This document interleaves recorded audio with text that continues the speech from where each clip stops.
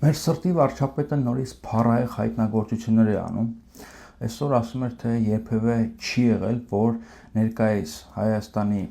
բնակչության 90%-ը հայեր լինեն։ Իհարկե բովանդակությունը ճիշտ է, իսկապես մոնղոլական նվաճումների, թուրքմենական տիրապետության, պարսկաթուրքական պատերազմների, Շահ բռնագաղթի պատճառով իսկապես արևելյան Հայաստանում հայ բնակչության թիվը էականորեն նվազել է եւ վերականգնվել է միայն 19-րդ դարում, իհարկե աստիճանաբար ռուսական տիրապետության շնորհիվ։ Սա էլ դնենք մի կողմ։ Իհարկե բովանդակությունը ճիշտ է, բայց Նիկոլ Փաշինյանը, ինչպես միշտ, թվերը խառնում է իրար, որովհետև ոչ թե 90%-ը, այլ 98.1%-ը պաշտոնական տվյալներով Հայաստանի Հանրապետության բնակչության 98.1%-ը կազմում են հայերը։ Շատ պատահական, էլի նորից,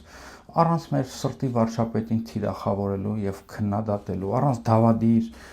մեղքերի մեջ մեղադրելու, հայերը Հայաստանի Հանրապետությունում կկազմեն 90%, եթե օրինակի համար շատ պատահաբար առանց համընկնումների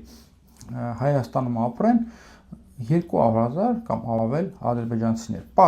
Թվաբանությունը սա է ցույց տալիս։ Հիմա 98.1% են հայերը, եթե Հայաստանում ապրեն 200,000-ից ավելի ադրբեջանցիներ, հայ բնակչությունը Հայաստանում կդառնա 90%։ Էլի շատ պատահական, վստահաբար Նիկոլ Փաշինյանը առանց որևէ միտումյա նման թվաբանական սխալներ ցույց տալիս, Արարատ Միրզոյանն էլ վստահաբար առանց որևէ միտումյա ասում, որ Հայաստանի տարածքում կան ադրբեջանական հողեր կամ Հայաստանը վերահսկում է ադրբեջանական հողեր։ Որևէ միտում չկա, բայց եթե հեգնանքը դնենք մի կողմ,